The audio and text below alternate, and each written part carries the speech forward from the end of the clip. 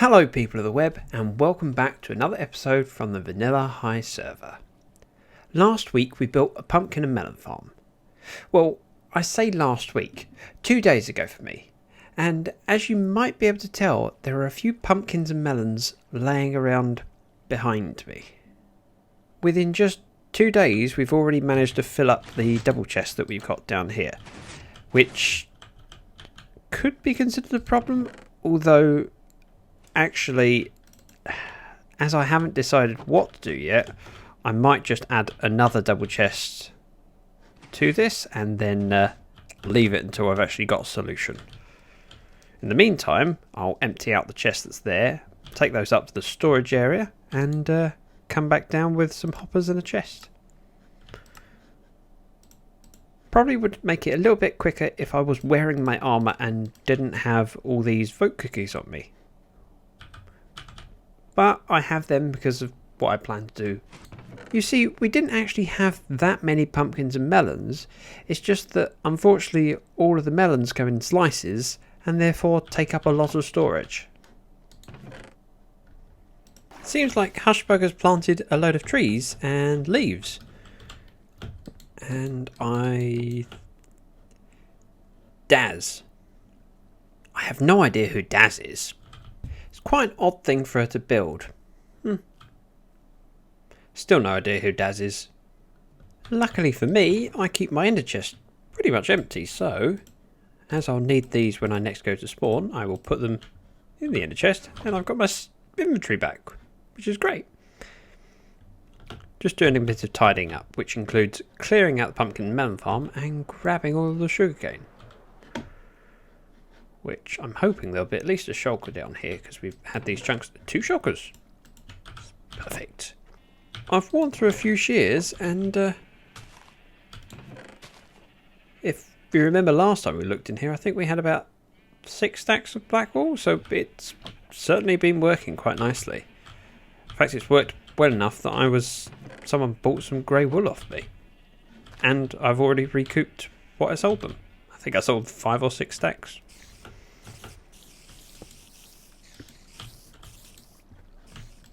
Right, so I've traded what I can with the villagers and emptied the rest of the contents into the silo.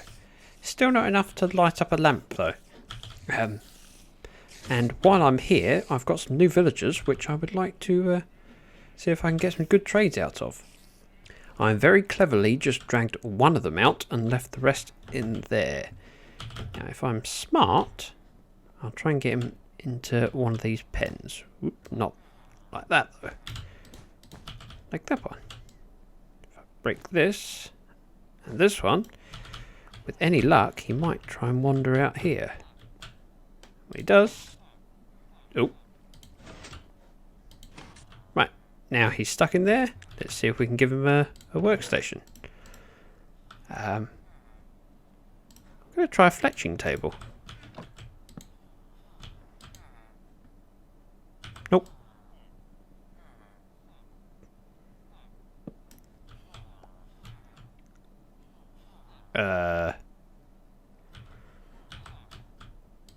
You're supposed to forget that you're a Fletcher. I'm guessing it's the wrong time of day. I'll make a cup of tea, and when he's turned back to a regular villager, I'll place it again. Ideally, I want someone that will take some string. Whilst waiting for that villager to reset, I was just looking at all the possible trades, and I've learnt that there's a number of things that normally we throw away that are worth emeralds, which I'm really surprised by. Like that the fisherman buys raw fish, the shepherd buys white dye, and the most surprising of all is that the mason will buy stone, which is one of those things that we definitely have plenty of. Might be time that we get a mason. Aha! He's finally reset, which means, should we try it? See what we get. Apparently they don't unlock stone buys until the 2nd level, so we need to buy some brick. Is that all you'll sell me? Oh, okay, that's 80. That's more than I thought it was. thought he only just sold me 10. Because brick is one of those very useful items that's quite difficult to get hold of. Right, so might as well try and move in another villager and see what we can get.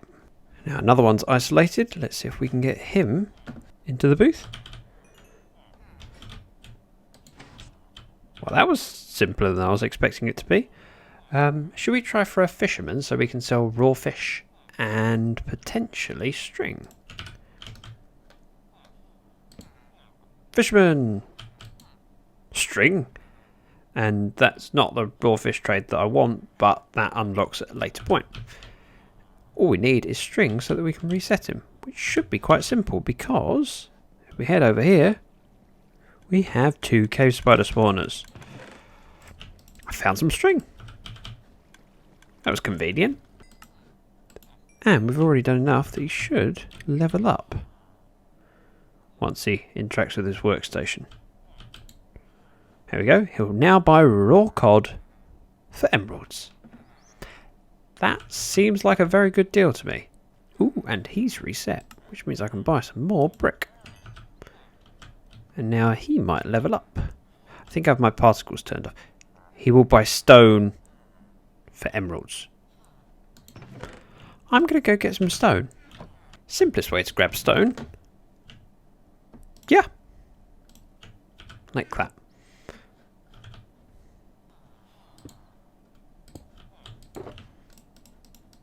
I doubt he'll buy much stone before he locks out, but emeralds for stone. We're going to be rich. Although it's going to take quite a few resets, but still. And you just access your workstation. We're going to be rich beyond our wildest dreams. Now, I never thought I'd be saying this, but I'm really hoping that we have lots of fish over here. Oh,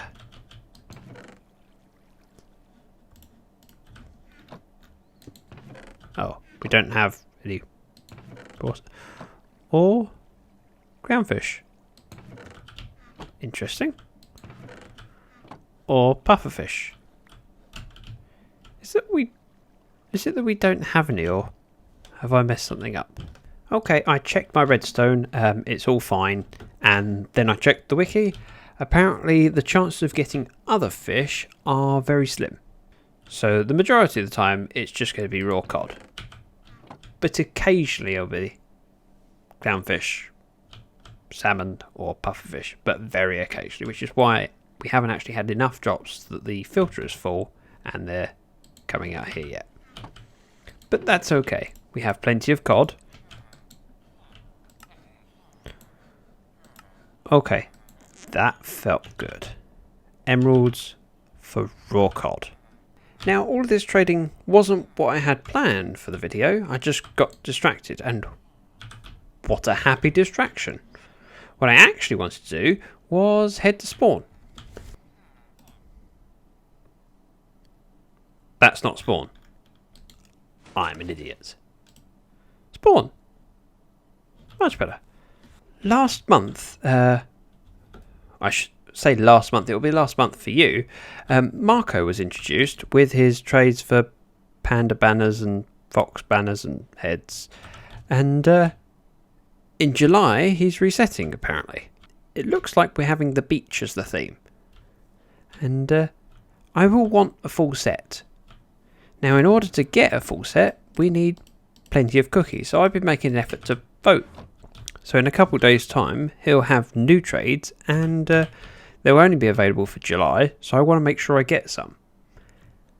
Which brings me to the subject of this video, is that I need somewhere to keep them. There's also a few of the trades that Kimber has that I've never got around to buying. So I'm going to need to get these. See, my current solution has been just to throw banners and heads on the wall, which is a solution. However, it's not a long-term solution because we're limited on how many spaces we have.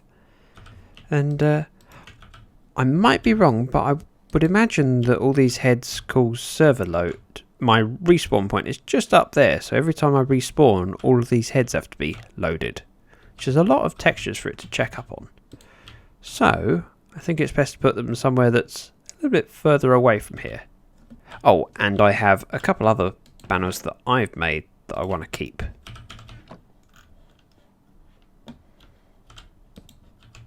Like that one. I have a perfect idea of where I'm going to put them. Let's fly over there. I wonder if you can guess. Ooh. It's easy enough to get turned around when the world's not loading and you have to dodge things that suddenly spawn in front of you. By the way, as we're passing, look at that. Hushbrook's done a lovely job here. Not where we're going. We're going over here. This is where I want to store them all. And I know what you're thinking. It's a bit of a small space to store everything. But I have a plan. My cunning plan is to go underground.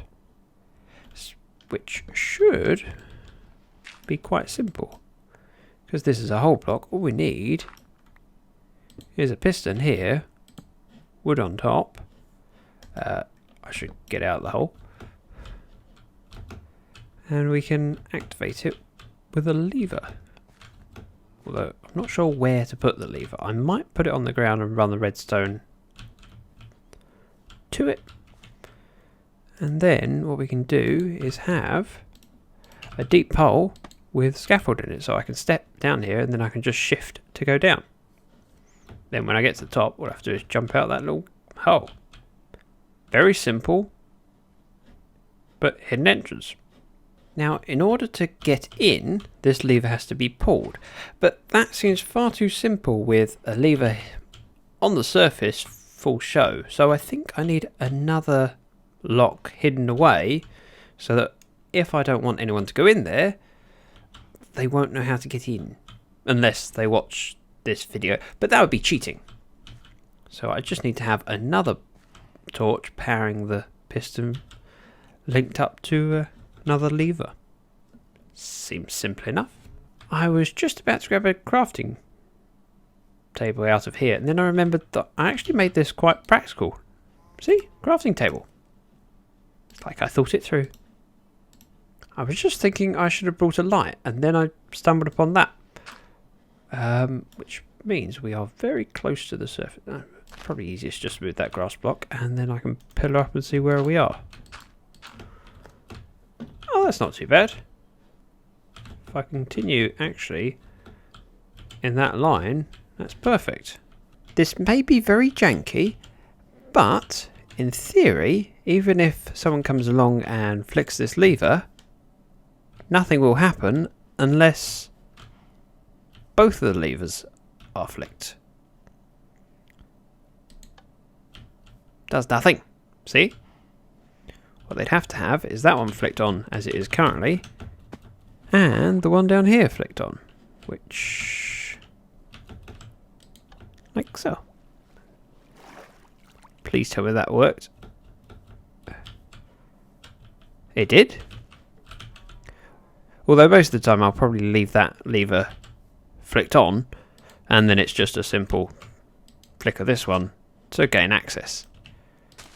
But it's nice to have that security there in case I feel I need to use it. Now time to dig down.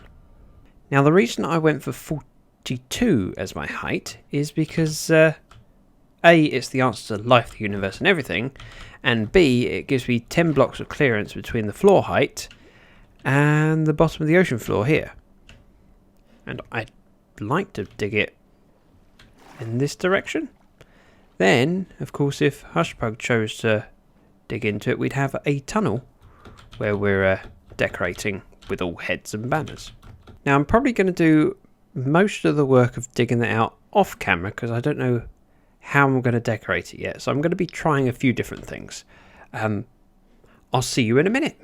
I know I'm supposed to be working on that digging, but feathers, emeralds. That's a trade that I wasn't expecting. And another one of those things that it's an item that normally I'd just throw away. Also, I can buy quartz blocks. and terracotta. Unfortunately blue terracotta, which isn't the most useful, but saves me mining it. I was just thinking it's been a couple of days since I last pressed the record button, and I haven't been busy in game, I just haven't had a chance to record.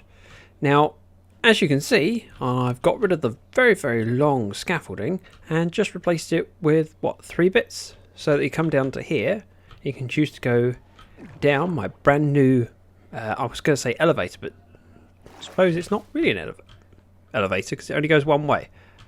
But anyway, up and down.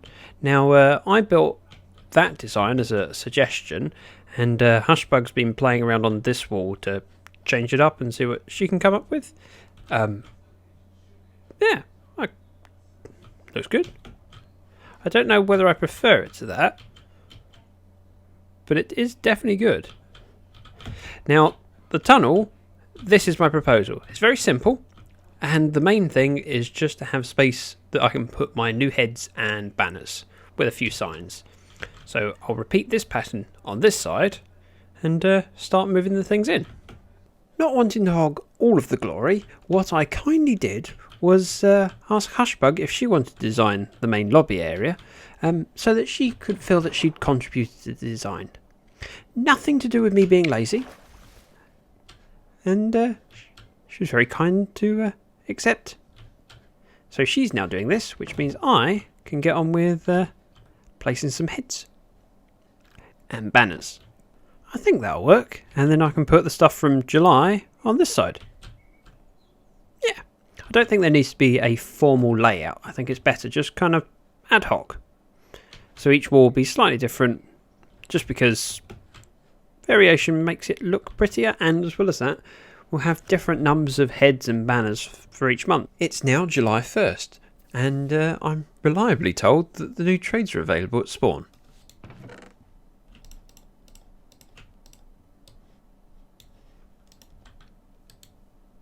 Ooh. I think I'm going to have to buy multiple of a couple of these.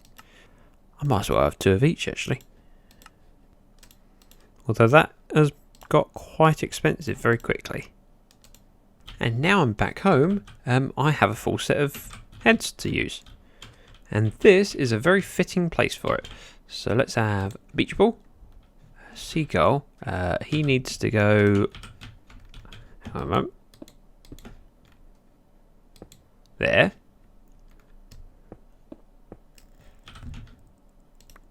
Then we'll have a shell and a crab.